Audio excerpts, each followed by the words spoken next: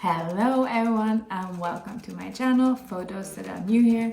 My name is Elenia and this is Soft Skill Atelier, where I teach you all the skills you need to bring your fashion ideas to life. I'm starting a new series today and it's called My Students Want to Know, where I explain things that my students ask me in my sewing classes. I start this series with a very common problem that appears when sewing with a sewing machine. And that is having troubles with the tension of the sewing thread. I do have a lot of students that come in and think their sewing machine is broken because they can't manage to sew a proper seam. Their stitches are loose or their thread breaks, and in the worst case they end up with a cluster of loose threads that are blocking the whole sewing machine. This is super frustrating, and without knowing what the actual problem is, it's quite likely that some of them will give up their sewing journey much faster than expected.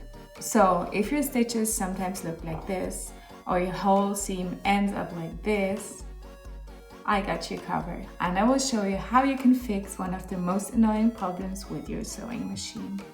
So let's get started.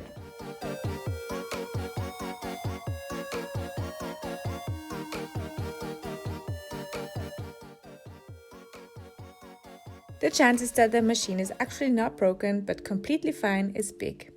It just needs a little bit of fine-tuning. I feel we're not talking enough about this as a crucial part of sewing and being able to independently adjust your machine to your needs. So here's a bit of basic knowledge in advance. Generally, the sewing process requires two threads that interlock with each other on every single stitch. Ideally, they interlock right between the two layers of fabric that will be sewn together. And that only works if both threads have the same tension, so they hold each other in balance. If one of them has a higher tension, it pulls the other one to his side and creates these annoying loops.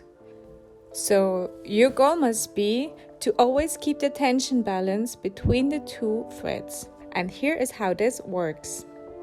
The threads are threaded in a specific way so that they run by different stations that are crucial to create a stitch. If you don't know yet how to properly thread your sewing machine, I recommend you watching my basic introduction video as well. One of the crucial stations the thread needs to run through is responsible for controlling the tension. On the lower thread, you usually have a screw on top of the bobbin case that can be screwed more tightly in case the thread goes through way too easy. As a rule of thumb, you can remember this.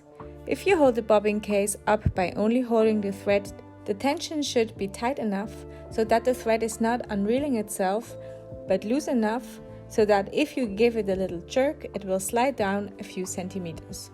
If this is the case, I'd recommend never touching the lower tension screw. The upper tension regulator is much easier to handle because it's a wheel with numbers on it. Each sewing machine has some sort of tension wheel. They might look a bit different, but I guarantee you will find one on your machine.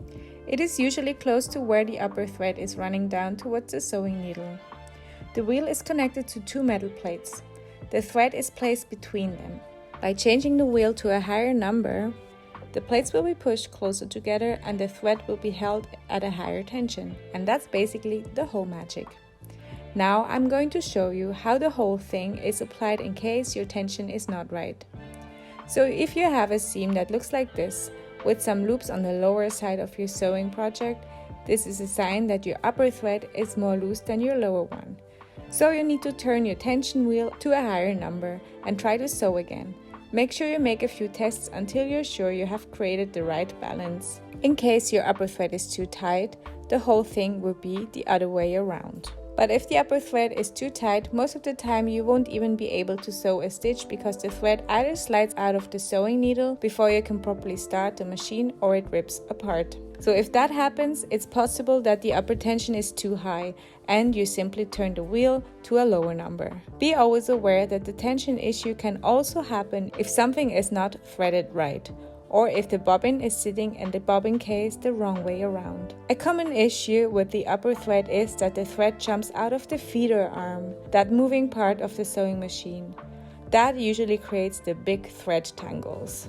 So my recommendation for everyone is to always make a thorough check if everything is threaded how it's supposed to be before starting the first stitch. And the second recommendation is to always test your stitch on a fabric scrap before you start sewing on your original piece.